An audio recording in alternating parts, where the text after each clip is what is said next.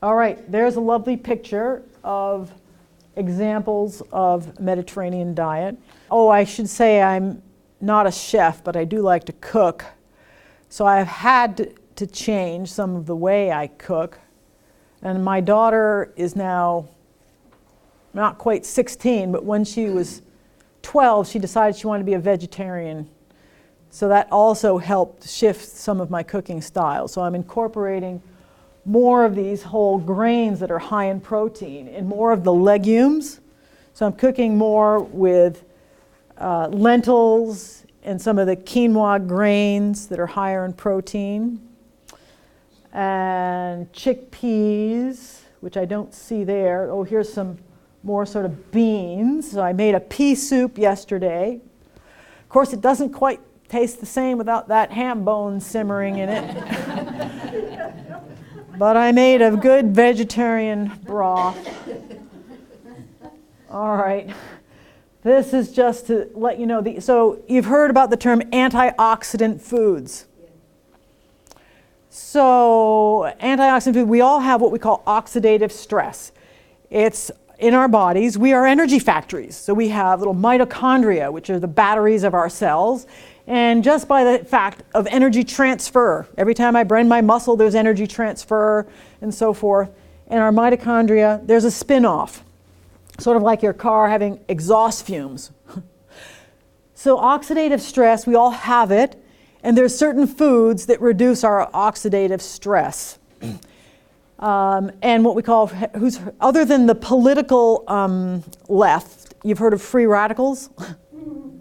Free radicals in our body. So that's a spin-off of our mitochondria, and free radicals can damage our DNA. So we are all could be at risk of getting cancers from those free radicals, not political, in our bodies. But there are foods that are natural quenchers that are sort of like anti-cancer drugs. So some of those are the green leafy vegetables. And this is just a picture that I just happened to Google. What are the fruits and vegetables that have the highest antioxidant value? And I'm happy to say that dark chocolate is the top of the list. And unfortunately, my husband likes milk chocolate, which is way down here. So you can indulge in your Mediterranean diet with 70% cacao or higher. And just your tongue will get used to it. So plums, artichokes, cocoa, blueberries, raspberries, anything that's of color, nuts, there's some pecans. So someone asked me before I started about sugar. Sugar should be avoided. You get natural sugars in your fruits, but I did make a cake, which I reduced the sugars, but I had chopped pecans, chopped apples. It's a beautiful apple cake if you want the recipe, whole grains for the flour. And my two kids, they're 8th grade and 10th grade, they expect cookies in their lunch, so I use olive oil instead of basil and butter often, or mix it together. I'll put dried cherries, dried cranberries, chopped apricots in the cookies, of course with, and the Costco Kirkland chocolate chips, they're 50% cacao. So, and there is a bit of that poison, the sugar in there, but hard to get away. All right, so examples of some fruits there and healthy choices. All right, in terms of these beverages, red wine has a lot of antioxidant potential. Always remember that alcohol is poisonous to your brain. You don't want to overdo alcohol. But if you have 4 ounces of red wine, that's okay in a day. It's not 4 ounces or 1 glass, these big. So I always ask, and how big is the glass? Right?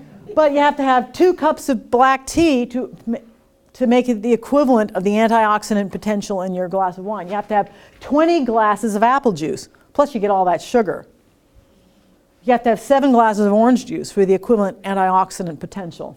In the last few years, there's been more and more studies being published. Then when more and more studies get published, then scientists get promoted by publishing more.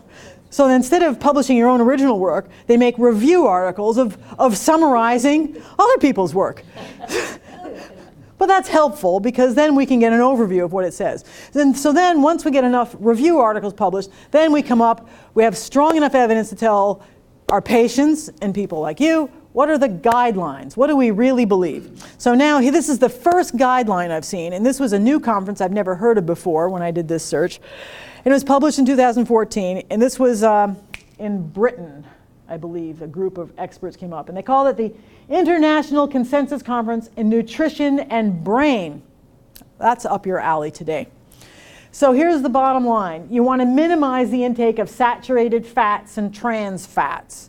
So you read the packages, your cookies, and so forth. No trans fats. The companies who make money from selling you cookies and things are getting into that. So prime rib, you cut off that fat. You want to have the salmon choice if you reduce your saturated fats. Okay, people who have the highest intake of saturated fat in their diet have 2 times the risk for Alzheimer's disease. Higher saturated fat intake is also associated with getting diabetes. Getting diabetes isn't really so good for your health. High cholesterol levels are also associated with an increased risk of getting Alzheimer's disease. Some of that may be related to genetics. The late onset Alzheimer's gene is also associated with lipid or fat transport and cholesterol metabolism also. So the family history of heart attacks at a younger age, or to me, a younger age is 70, and family history of Alzheimer's disease kind of goes hand in hand. This is the ApoE4 gene. That's the late onset Alzheimer's gene. So vegetables, legumes, fruits, whole grains should replace meats and dairy as the primary staple in the diet. It's not that you never eat red meat or never have ice cream, saturated fat. It's not the bulk of your diet. So there's many, many studies. Chicago Health Study, Nurses Health Study, yeah. Physicians Health Study, Framingham Heart Study, lower diabetes, lower cardiovascular risk when you make those changes and eat more vegetables. And also, a diet that's higher in the legumes and vegetables and green leafy vegetables, you're going to have higher levels of vitamin B. And B vitamins have been shown that when people take actually B supplements, I recommend you get your supplements in your food, that there's less brain shrinkage when there's imaging studies. So B vitamins are important to your brain health. So as this one says, vitamins should come from your food and not through vitamin pills. Sugar substitutes? Sugar substitutes. Well, in my good disclosure, I said I am not a dietitian, so I don't know the full answer to that.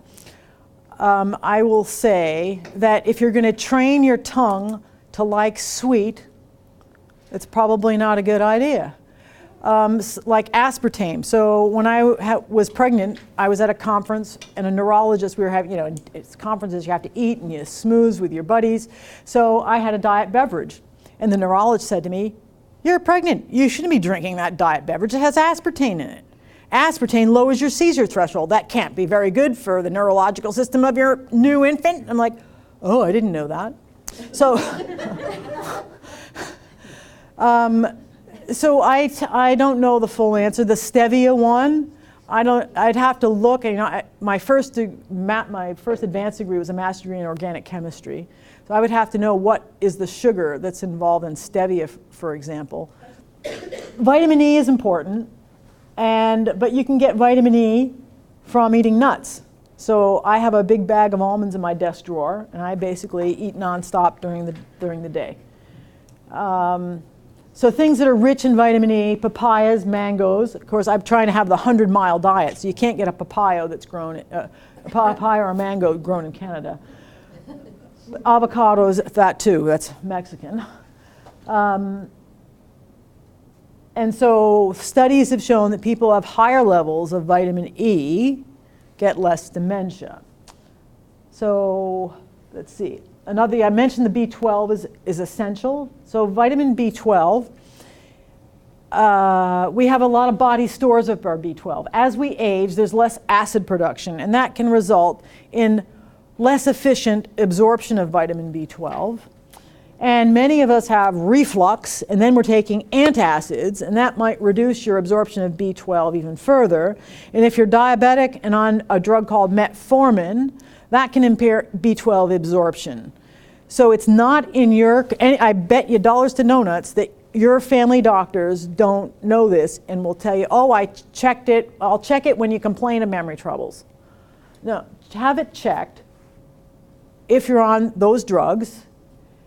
Check it every 2 or 3 years. If we stop absorbing vitamin B12 altogether, it will take about 3 to 5 years to become deficient because we have so much natural body stores. If your level is borderline, but not passing, 2 points determine a line. You have to have more than one measurement to know which way you're going if you're above the cutoff. So I would argue, get another check, a year or 2 at least, or 3, if you have to wait that long, to see which way you're going. I want the levels, it's not going to mean anything to you, but 300 picomoles per liter. If you go to your Life Labs or MDS lab, it'll say the cutoffs, 170, 200 picomoles per liter. We know that there's biochemical changes that are not, you won't have symptoms of balance problems or memory problems or anemia, but there'll be biochemical changes if you go below that 300. Now, if you need a supplement for B12, then take it. Try to avoid multivitamins that have extra iron in it unless you really are anemic. Iron has that like rust, right? That's who took high school chemistry? 1 person, 2, 3, 4. Okay, so you have like that iron and rust. You got that idea? That's oxidative stress with electron transfer. Oh, anytime there's electron transferring, you have the risk of damage. So you don't want really extra iron unless you really need it. Similar for copper, so they say in this guideline. Now, the other group of people, vitamins should come from food, not supplements, except if your metabolism is so low. So I have many frail 90-year-olds who have broken their hip, they have such bad arthritis that they don't exercise enough. And remember what I said about our metabolism slows down as we age, that's part of normal aging. So some people need only about 12 or 1,400 calories to live. However, if you're less than 1,500 calories per day, you're not getting enough of the micronutrients, of the minerals and of the vitamins. So that would be a group that I would absolutely say I would put on a multivitamin. And the other group of people, particularly people with Alzheimer's who live alone, who forget what they eat, and they may not have the best food choices, they might need a multivitamin. So years and years ago, people thought, aluminum products. Aluminum in the antiperspirants, and certainly if you boil your tomato-based sauces in an aluminum pot, well, then you get a lot of aluminum in your food. You don't really want to do that. But it doesn't cause Alzheimer's disease. It may cause toxicity of another sort. So that's just here to dispel any myths. But aluminum is not really healthy for our brains, period. So the other recommendation that this group of experts met in Europe is that their dose that they recommend was 40 minutes of exercise 3 times a week. And you'll see I say half an hour 5 times a week. Well, it's roughly the same. Get enough sleep. If you have sleep apnea, get it treated. As you can imagine, putting a plastic bag over your head and reducing the amount of oxygen in your brain isn't healthy. You need oxygen in your brain. Wear your CPAP mask. And then the new learning. So they came down with a dose of 30 minutes a day, 4 to 5 times a week, of mental activity with new learning. And that, I can't tell you what to do. You have to pick what's interesting to you. So.